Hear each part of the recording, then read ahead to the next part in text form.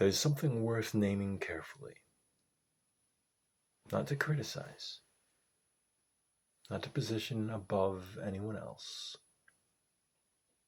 just to describe a pattern that becomes obvious once you've heard enough people talk about consciousness. A lot of people speak fluently about awareness, presence, expansion, awakening. They use the language accurately. They reference the right ideas. They understand the frameworks. And yet, their lives stay oriented around the same pressures, the same reactivity, the same avoidance. That disconnect confuses people. They assume understanding should automatically translate into change. When it doesn't, they usually respond in one of two ways. They either double down on learning, or they quietly conclude that something must be wrong with them. What's actually happening is simpler. Language travels faster than embodiment. Concepts move quickly. Identity reorganizes slowly. Talking about consciousness exercises the mind. Living from it requires the nervous system to adapt. Those are different processes. Most people who speak about consciousness are sincere. They aren't pretending. They aren't trying to impress anyone. They've had real experiences. They've felt shifts in perception. They've touched something quieter and wider than their usual self. That contact matters. The issue isn't falseness. It's depth of integration. When awareness stays at the same level of understanding, it becomes something you reference. When it integrates, it becomes something you orient from. That difference shows up everywhere. It shows up in how someone handles conflict, in how they make decisions under pressure, in what they tolerate without explaining it away. Someone can talk about non-attachment while remaining deeply attached to being seen in a certain way. Someone can speak about presence while living in constant anticipation. Someone can describe surrender while tightly managing outcomes. None of that makes them dishonest. It means awareness hasn't reorganized identity yet. Identity is conservative. It resists change, even when the change is healthy.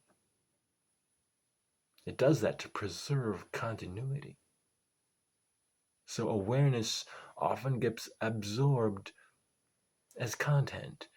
It becomes something the identity talks about rather than something it answers to. That's where the feeling of still asleep comes from. Not unconsciousness, habituation.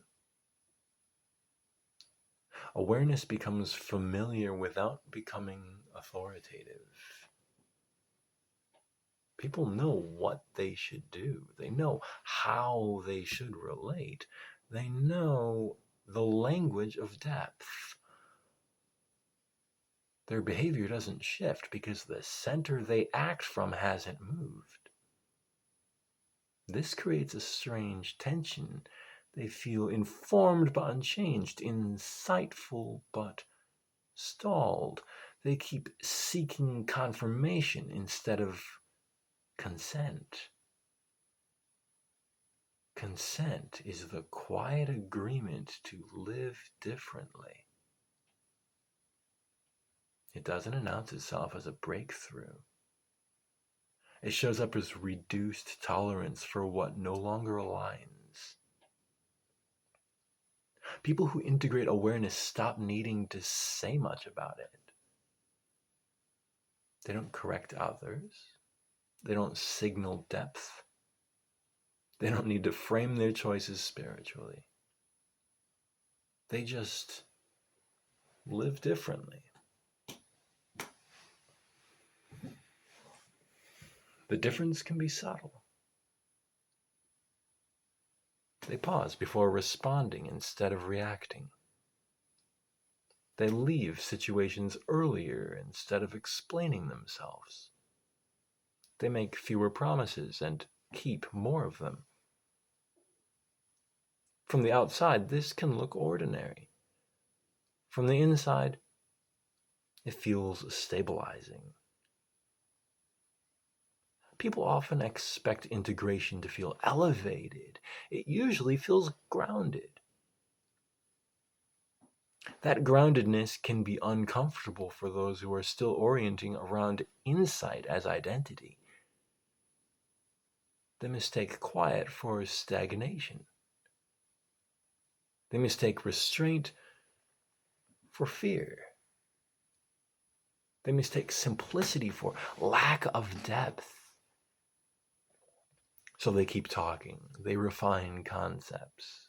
They debate nuance. They chase coherence at the level of explanation.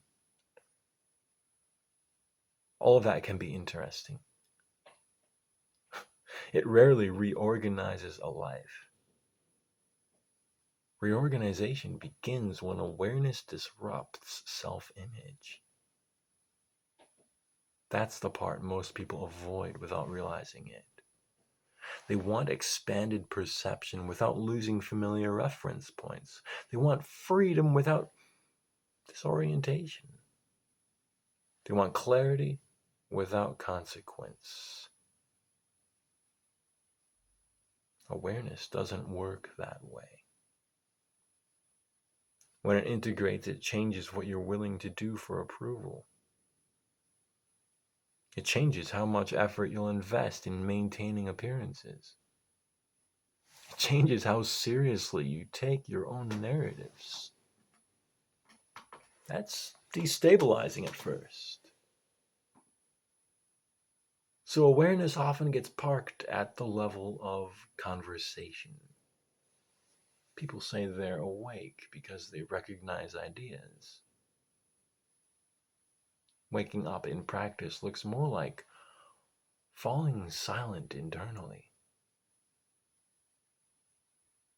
Less commentary, less justification, less rehearsal. That silence can feel empty. It can feel unproductive. It can also feel threatening to identities built around articulation. So people stay active in discourse. They talk about consciousness while avoiding the places where it would ask them to let go. Letting go doesn't mean abandoning responsibilities. It means releasing internal negotiations that keep certain patterns alive. That release doesn't happen through effort. It happens when the system is ready to stop defending something. Defensiveness is a good indicator here. Notice what someone gets tense about. Notice where explanations increase. Notice where awareness turns performative. That's where identity is still steering.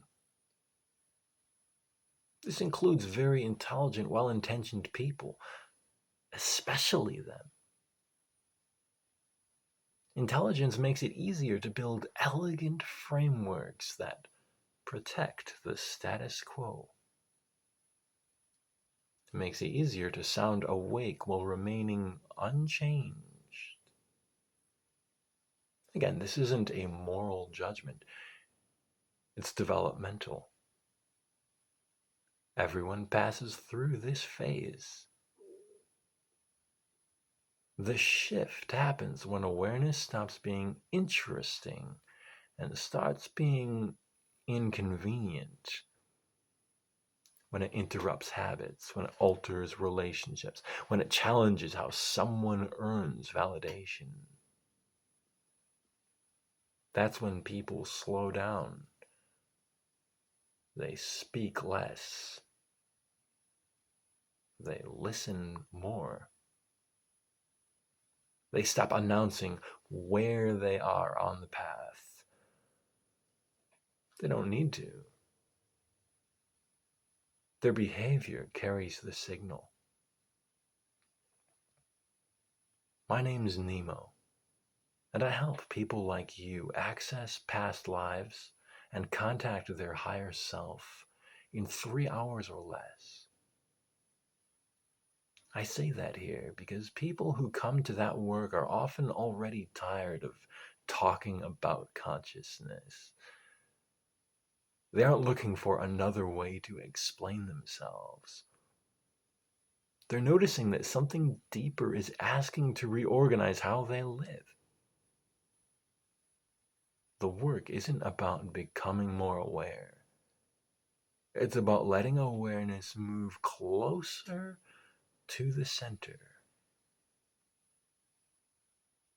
When that happens, life simplifies.